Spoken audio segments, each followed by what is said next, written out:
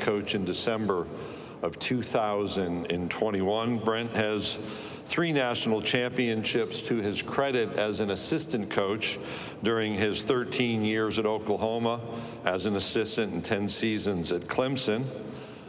Brent, we were just talking, like the commissioner of the conference and a number of his colleague coaches, and even some of our presidents and chancellors, is a product of the junior college system. He began his collegiate career at Garden City, Kansas Community College, where he earned All-American honors before earning honorable mention All Big 8 honors during his playing career at Kansas State. Brent is another one of our coaches nominated for the 2025 All-State AFCA Good Works team. He's established community service as a major part of his life and his football program, which is recognized through this nomination. In his spare time, he enjoys, I'll put air quotes around enjoys, running stadium stairs in the 100-degree Oklahoma temperatures, which is not too bad for a 54-year-old guy running those stairs. He and his wife Julie have 4 children, sons Jake and Tyler, and daughters Lainey and Addie. Welcome to the stage, the head coach at the University of Oklahoma, Brent Venables.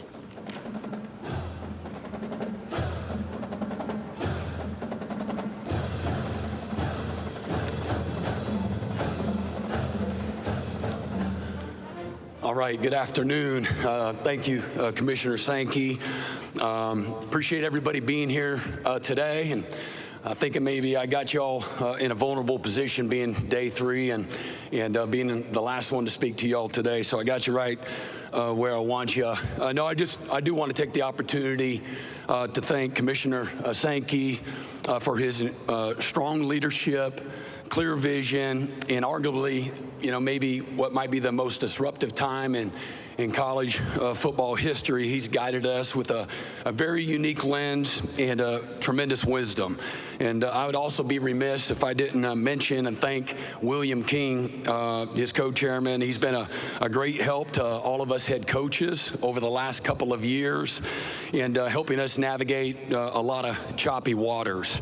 As a little over a week ago, I got a phone call from my boss and great friend, Joe Castiglione, sharing his news of retirement with me. Happened to be out of town at the time, and so I wasn't able to go to his press conference a day or so after he made the initial announcement.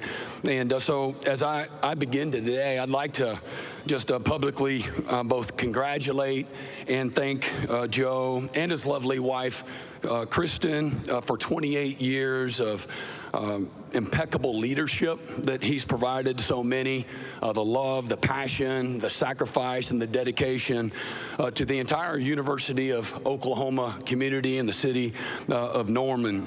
I've always said that you have a life that matters when you matter to other people, and Joe, you certainly have mattered. You truly have impacted and enriched countless thousands of lives over a broad spectrum over the last 3 decades. And that's truly what matters. That's what we all aspire to do, is to impact other people, and he certainly has done that. And he's also helped, as we know, many athletic programs to unprecedented historical success over, again, every sport that you can imagine. And he's done it all with maintaining a moral compass, pure motives, and a genuine love and appreciation for people. Joe's had a Hall of Fame career. I think that goes without saying. He's in several Hall of Fames already today. But I believe that has happened and transpired because of his unwavering commitment and dedication to winning at the highest level, but doing it the right way. And he's also probably, maybe his why, I don't want to speak for him, but far beyond supporting the coaches and all the sports that he's helped lead over decades, he's also his focus has been on equipping and empowering student athletes through their athletic journey, and never losing sight, in my opinion, of him keeping the main thing the main thing. So a big salute and gratitude to Joe and Kristen. We truly do love and appreciate you in every way. Look forward to seeing you soon. I'm excited to be here. And for all of us, I think everybody in here, I don't want to speak for everyone, but that are truly in love and grateful for the great game of football. I think it's the greatest game on the planet. And we're 45 days from kickoff. And like y'all don't already know that. And but I'm thankful in every way you can imagine to be the head football coach at the University of Oklahoma and a head coach in the best, in my opinion, top to bottom conference in all of college football. And it's, as we know, there's a landscape that is constantly changing, and the challenges that are a byproduct of that. I'm also blessed to be supported by a strong board of regents led by Anita Holloway and co-chairman Rick Nagel, their leadership, along with our chairman of football, Randall Stevenson, and who I believe is the best president in all of college football, Joe Harris. The tireless collective work and collaboration have put our program in an incredibly strong position as we progress towards a new modernized version of college football as we know it.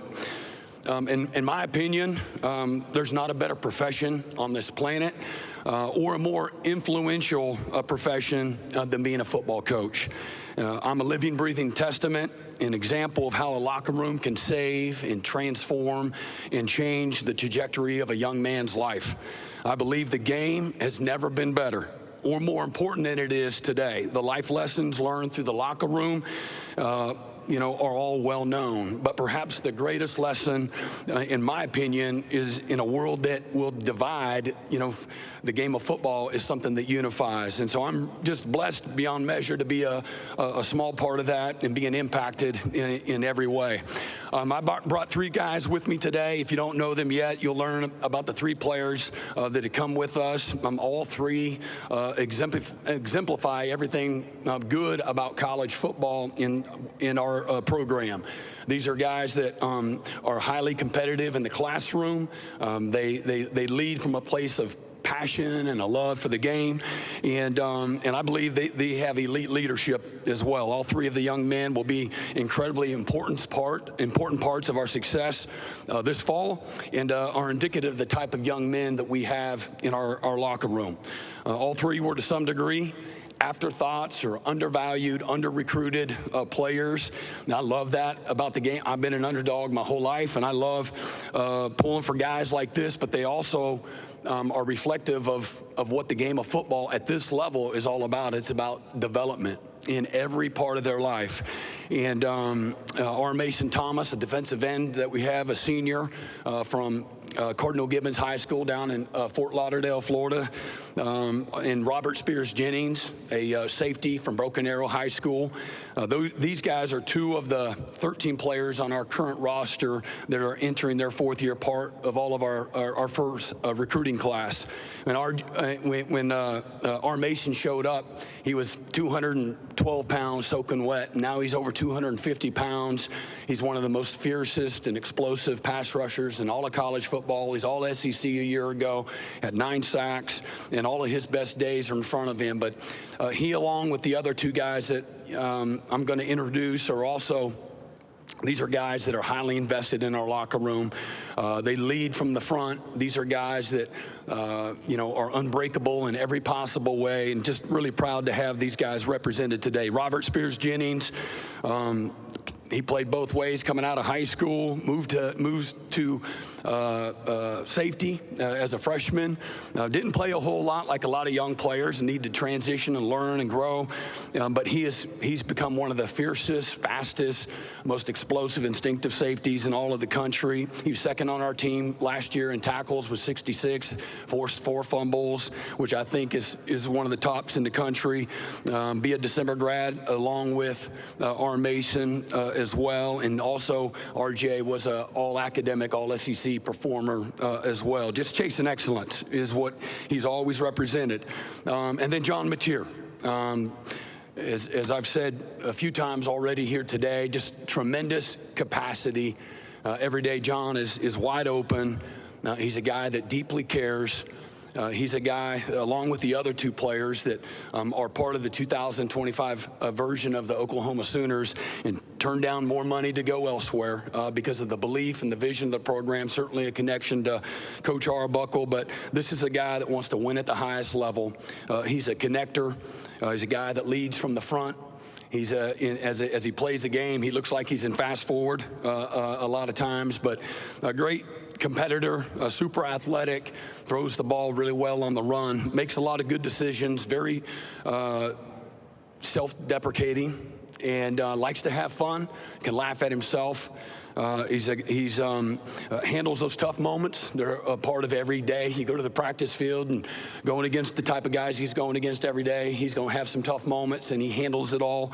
He's got the right questions to ask and takes responsibility and lays it on the line each and every day. And also, through 3 years in college up to this point, he's a 3.5 GPA, had all academic honors in the league that he's coming from as well. So I'm really excited about those guys, and I chose those three.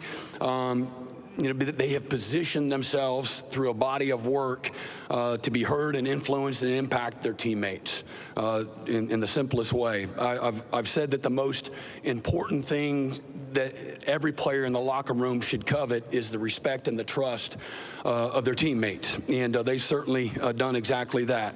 And they show up every day with something on the line, and that's what I love about these guys. Y'all going to enjoy them as you get a chance to interview them here today. We've had a lot of changes since January. Probably, I'm sure that most coaches stood up here and talked about a lot of changes. That's the environment that we're in today, between portal, recruiting, new coaches, a new offense, a new GM structure. But we've also had tremendous retention, which foundationally for me is what it's all about. The continuity, guys are returning with experience and are highly invested in the locker room, and they're attracted to the vision of the program. That's incredibly important to me.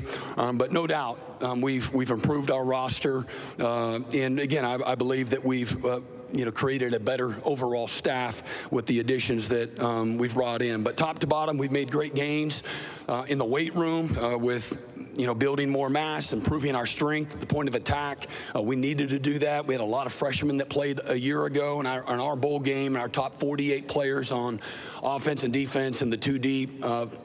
24 of them were freshmen, and so we needed to become more functionally strong and again be a better point of attack team. Our defense was pretty solid in that space. Offensively, we struggled moving people like we need to in this conference, and it's a conference, in my opinion, that's made up of the lines of scrimmage. But we have improved our strength. We've gotten faster.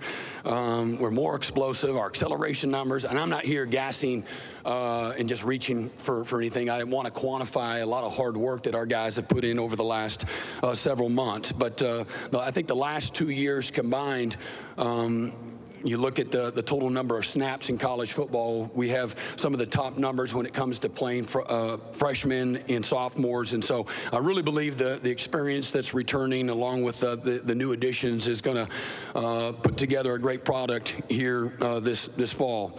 Got 5 new coaches, Coach Arbuckle, Coach Kozeski, our quarterback's coach, Coach Wilson, Kevin Wilson, a former offensive coordinator at Oklahoma and former head coach at both Indiana and Tulsa, and then offensive coordinator for a good while at Ohio State. Great friend of mine, a really successful coach, one of the best play callers that I've ever been around. He's also on our staff. And then I hired 2 linebacker coaches, an outside linebacker coach that's been a coordinator at an elite level in Wes Goodwin, and he'll be my outside linebacker coach, and then Coach Nate Dreiling as well, who coach our inside linebackers, and also been a really good coordinator as well. It's been great. All these coaches, along with, again, our new front office staff, Jim Nagy, and the depth of the people that he's brought into the building as well, they really have. They've hit the ground running. It's been a ton of fun. I love their energy, their buy-in, and the things that they've added to our culture day in and day out. It's been fantastic. Change, as we all know, is inevitable. Nothing ever stays the same, and every year my job and my focus is on how do we move the program together and move it forward, and face the new challenges, the headwinds that are a part of all of it that you experience every year, but maintaining our mission during that process and not flinching even when maybe a lot of people are. Had a blast this spring, this winter, even this summer, when we're allowed to being on the practice field with this football team, being with the guys, been a ton of fun. They've worked their tails off, and I love the focused passion and the focused intensity, the competitiveness, the energy, the leadership, the edge that these guys show up every single day, day in and day out. Every year you got to start over and recreate, reinvent, develop a new identity, and I'm excited about seeing where that goes, but I love what I've seen up to this point in time, and a lot goes in to creating that identity, and the season and the challenges that will present will also help shape an identity with this football team. But couldn't be more excited about what I've seen up to this point in time. This is a team I love to be in the building with every single day, and I believe they have what it takes to claw our way back to where I believe Oklahoma belongs. The expectations here and in the locker room are to win at the very highest level and to compete for a championship. That's always been the way it is here at the University of Oklahoma, and we embrace those standards and expectations of excellence. Now, you choose to come to Oklahoma to coach or to play on the biggest stage in the biggest games, and you accept everything that comes with that. In the new era of college football, we expect to be a program that is year in and year out consistently a playoff contender. And I believe the sum of all of our parts with this football team, the 2025 version, gives us a chance to have a really good football team. Got a lot of work to do, a lot of improvement to do through the next several weeks in fall camp, and then even into the season and the challenges, how that will shape us and help us get better. But the margin for error is incredibly small. We know that. This is a conference that is full of teams that will punish you on any given Saturday if you don't show up and get everything right. And so looking forward to competing with this group of coaches and a group of players. And with that, I'll be respectful of your time and open it up for questions. Thank you, Coach Venables. If you have a question, raise your hand. Please give your name and affiliation. Gianna, Nathan, and Drayden will get one to you. So if you have a question, please raise your hand. Come up right here, start in the second row, right in the middle. Kirk. Kirk Bowles from the Houston Chronicle. Hey, Kirk. Have you ever played a football season before without any wide receivers? And given all the injuries, how has that position improved? Yeah, it's. I think it's hard to do. Certainly, it's hard to get a first down or two. But no, it. As we've said, and I would take this moment just to say, what type of a future I believe that Jackson Arnold and Mike Hawkins, both of those guys, put in a really tough spot as first-year players. The supporting cast that they can't play quarterback by themselves, and put them in a really tough position based on what happened. And both of them are going to be incredibly successful in the future. And but yeah, that made it really difficult. And no excuses. What you would ideally like to see on any given Saturday, if you're going to be competitive and have a chance to win as an offense and a defense, and a special teams that complement one another, not compensate for one another. And when you give the ball back more than you take it from the opponent, I know it's hard to win. Okay, we'll go right down front in front of the podium here. Hey, Coach. I want to talk Red River a little bit. In your first 3 seasons as the head coach at Oklahoma, you're 1-2 in the Red River. You've been outscored 37 to 117 and scored just 3 and 0 points in the 2 losses. What do you think the key is to getting your offense going in those games against Texas, and how important is that game to your program and to your fan base? Yeah, well, I would say 2 of the 3 years we were, at some key positions, we're in a really tough spot. But I think 2 years ago was reflective of the type of game that it should be and will be moving forward. But yeah, we got to play better. We got to coach better. We got to play better. And that's a wonderful venue, as good as there is in all of college football. I've said it a lot. It's better than any national championship environment that I've been in. And I believe part of that is because of all the corporate that's at a national championship game. You're looking at 30+% maybe corporate that aren't really invested. And there's not a heartbeat in that stadium in the Cotton Bowl that's not heavily invested with a little bit of hate in their heart. So we'll get back on track. Look forward to that opportunity in October when it gets here. You bet. We're going to go over to our left-hand side, about the 3rd row over here to our left.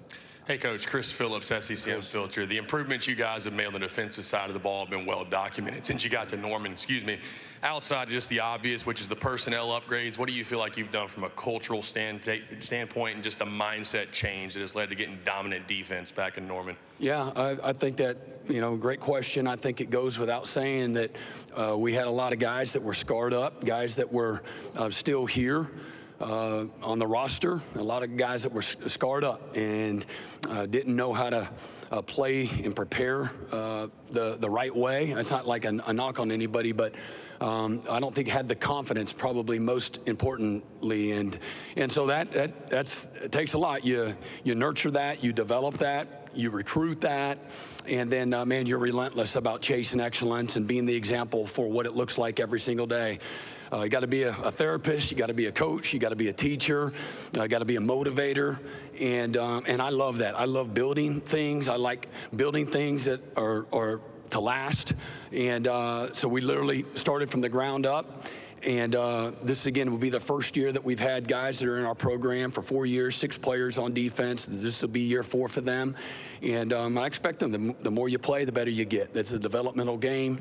And but culture, mindset, how we do what we do, how we practice, the passion, the intensity should be like a game mindset, every rep. And those are game reps. And to get the buy-in is not an easy thing to do, as many coaches will tell you. And but I've always chosen, instead of making my guys do something, I can get them to do whatever I want. And but I want to inspire and to motivate and challenge. And that's how we've created the buy-in, with our players, to get our guys excited to go dominate practice, dominate the minutia, dominate the meeting room, and to play at a really, really high elite level. So that's been fun to see the change. We're not anywhere close to where we want to be and where we're going to be, but we're moving in the right direction. I'm proud of all of the work that's gone into it from both the players and the coaches. Coach, we'll go in the center aisle about 3/4 of the way back on this near aisle. Drew. Yes, Drew DeArmond, WCZN Radio, Huntsville, Alabama coach. Of course, we know Jim Nagy very well in our state. He was the director of the Reese's Senior Bowl. Big-time scouting background, Super Bowl champion. Talk about the relationship you two have, and how did that kind of come about to add him to your organization to try to take this program back to an elite level? Yeah, love Jim Nagy, love his staff. Always been a longtime fan. Our paths crossed many, many years ago at a couple of different spots. And he's first class. He's been really good for a long time at the highest level of football. He's got a great football mind. He's a tremendous human being. He's been a great partner in our collaboration to make us more efficient and make us right. And so that's been a lot of fun to watch that. We're literally just kind of starting the root system. He hired his last few guys just several weeks ago, went through our very first cycle that was halfway done when he jumped in. And so I think you'll really see the fruits of the labor of, the vision of, what we want to do and what we want to become through that space over the next couple of cycles recruiting. But they love it. What I love about Jim and his staff is they're really passionate about what they do. And they care about people. And they love building things, and they work well together. They've got those types of skills, and so it's been fun so far. Coach, we're going to go all the way in the very back to our right, the back right section. Brandon Dromo, you insider.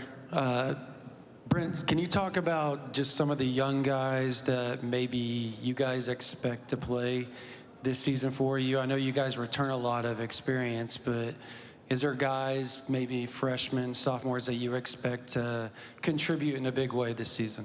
Yeah, up front on offensive line, I would say a couple of the guys. You'll see a lot of Eddie Pierre-Louis, who didn't get to campus until last summer.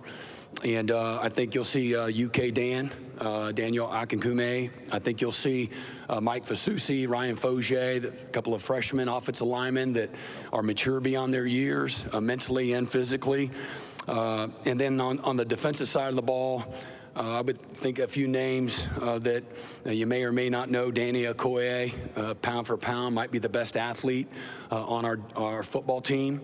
I think Reggie Powers is also somebody that's got great position flexibility and play a lot of different positions for us. Cortland Gilroy is a young man from Houston that showed up on campus, a corner that loves to compete. That's probably his best quality and trait. He's long, he's super athletic, but he loves to compete, and he shows up every day. He's a dog and plays with tremendous effort, lets you coach him hard. So I love that about Cortland. And thinking out loud here inside, I think you'll see a lot more of David Stone as well. Trent Wilson has had a really nice transition from high school as well. And then man Omarion Robinson is a guy that got here in January that has tremendous range, great instincts, natural safety as well. Those are the names that jump out at me right away, but the test of the season will tell. We're going to go over to our left-hand side over here, about 4 rows on the left. Hey, Coach, Bruce Marshall at WHBQ Memphis. Quick question about the bowl game against Navy. You had the unique challenge to face them, and you did a better job than most teams slowing down that very unique wing T sort of offense they had. My question is, having seen that, first of all, what was it like preparing for Navy? And 2, I mean, you got a quarterback. I saw Mateer run great with Washington State last year. Can you or should other teams implement a little bit more what Navy did? Because nobody really stopped them last year. Yeah, no, appreciate the question. I think we did give up a back-breaking 90-yard run that was about a third of their offense, early in the second half, and don't know that we slowed them down. You got to, our job is to win on defense, but I do think the element of option football is alive and well in college football and the NFL for that matter. And they do it from different formations, but sometimes they get to the same formation. It may not look the same from a Navy standpoint, but they actually do a lot more of it than you think. I think option football has always been part of successful offenses, and defensively, I've always had an option, mentality when defending a lot of the spread offenses as well. So especially in the +1 run game, which is what the option football is all about, with the quarterback as a legitimate runner, the +1 run game that everybody does to some degree is a huge part of stopping people on defense, and offensively the success. We have time for a couple more. We'll start here in the second row, right in front of us, Coach, over here to our left. Cedric. Hey, Brent. Cedric Golden, Austin American Statesman. How do you navigate this rebuild while absolutely having to deal with the change in tide, NIL, recruiting, and all of that? It's a different set of circumstances.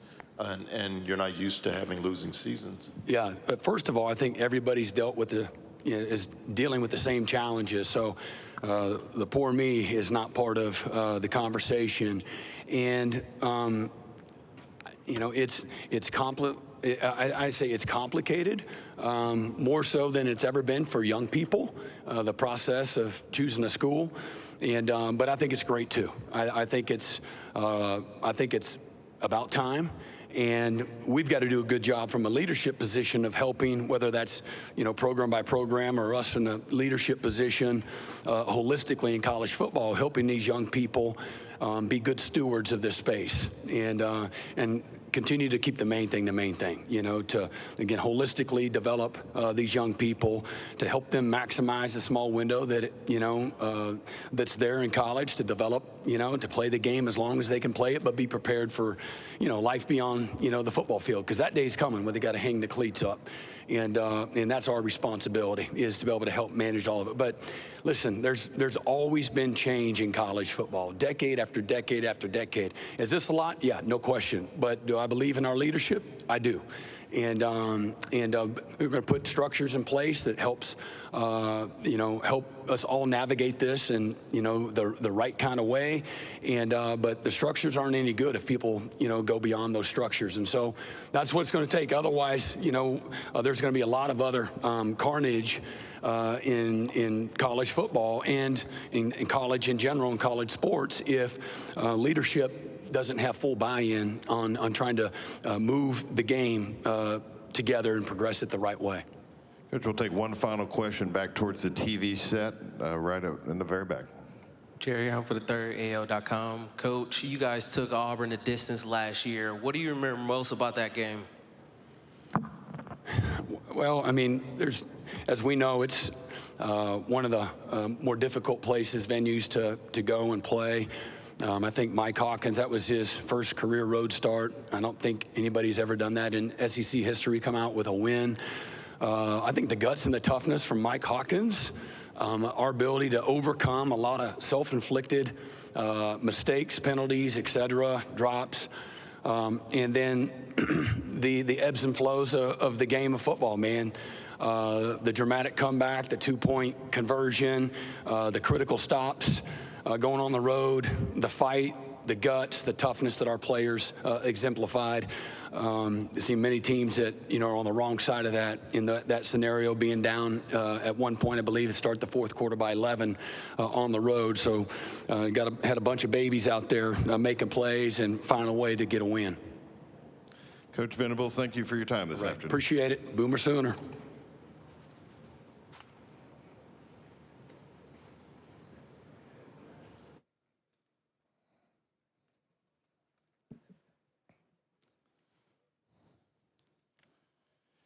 Here in about 15 minutes, we'll be joined by the Oklahoma players. Robert Spears Jennings will be at position 1, which is to your left, to the front of the room.